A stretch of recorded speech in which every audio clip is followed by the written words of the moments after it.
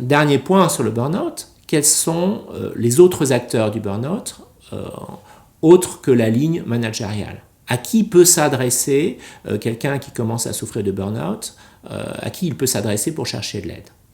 Il peut y avoir le médecin du travail. Le médecin du travail peut l'aider, et souvent je vois des gens qui arrivent dans mon cabinet et ils sont passés par le médecin du travail qui dit « là, il faut vous arrêter ». Mais ça dépend aussi de la surcharge de travail du médecin du travail et de son implication. Il y aurait théoriquement les syndicats. J'entends dire que les syndicats négocient avec les directions des choses, des accords au point de vue des risques psychosociaux.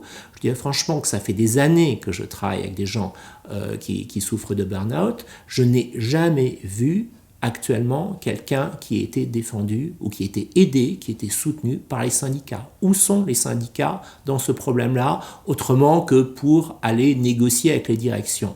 Par la suite, au point de vue individuel, je les trouve singulièrement absents. Donc, syndicats et médecins du travail, mais il y a aussi les acteurs extérieurs à l'entreprise. Donc, généralement, la personne qui souffre de burn-out peut aller voir son médecin généraliste.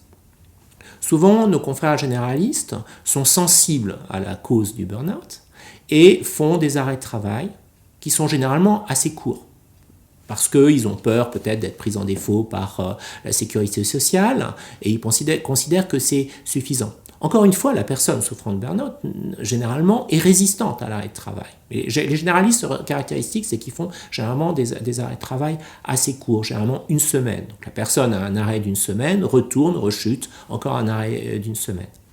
Et souvent, c'est à un stade supérieur qui vont voir des gens comme moi, psychiatres, qui font généralement des arrêts plus longs. Parce qu'on a généralement quelqu'un qui a fait ces petits arrêts d'une semaine.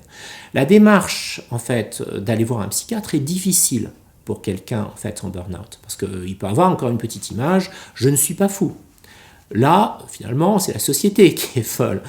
Moi, par exemple, quand je vois quelqu'un qui souffre de burn-out, si c'est nécessaire, et souvent c'est très nécessaire, et malgré la résistance de la personne, c'est de mettre un arrêt de travail. L'arrêt de travail signifie de protéger la personne, de lui donner une distance vis-à-vis de la structure pathogène, en fait, de la situation pathogène, qui l'a mis dans cet état-là.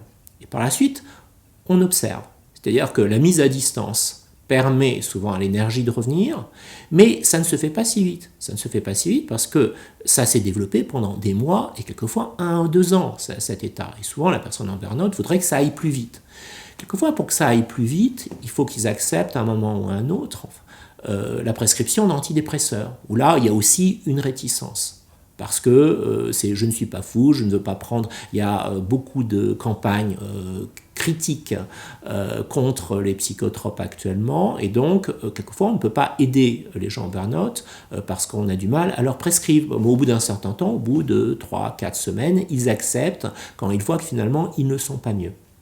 Donc, arrêt de travail, prescription de psychotropes, aussi au bout d'un certain temps peut-être leur faire prendre conscience de ce qui les a fait chuter, peut-être ce modèle de bon élève qui fait qu'ils ne mettent pas la distance vis-à-vis des tâches qui sont demandées, peut-être resituer ce qu'est le travail dans leur vie, c'est-à-dire que le travail d'un côté est aussi qu'il faut donner du temps à sa vie personnelle, à ses enfants. Je vois des gens qui pratiquement sont tellement impliqués dans leur vie d'entreprise qu'ils s'occupent très peu de leurs enfants. Donc, de les aider petit à petit à avoir une visibilité sur ce qui s'est passé. Tout ça pourquoi? Pour éviter une rechute. Mais il faut dire aussi que des gens qui viennent nous voir ne sont pas très demandeurs de psychothérapie. Ils sont en face de nous uniquement parce qu'ils n'ont pas trop le choix. Ils se sentent très mal et ce n'est pas le meilleur moment pour se dire je vais faire une psychothérapie, encore une psychothérapie qui permettrait de remettre en cause certains schémas qui les ont fait chuter. Enfin, dans les intervenants extérieurs, il y a aussi l'avocat. La question de quelqu'un qui a fait un burn-out, c'est sa réintégration dans l'entreprise et s'il doit réintégrer l'entreprise. L'entreprise a du mal à changer, les structures ont du mal à changer, c'est bien connu par les psys, et pas seulement par les psys. Et donc, quelquefois, il n'est pas possible pour le salarié de repartir dans la structure dans laquelle il a travaillé. Et donc là, l'avocat, à un moment, permet de présenter à la personne en burn-out des axes d'action Et aussi, ça lui fait du bien parce qu'il se sent moins impuissant. En fait, il voit d'abord qu'il peut se défendre, que l'avocat rappelle bien sûr que l'entreprise a une obligation de le protéger dans son intégrité physique et mentale.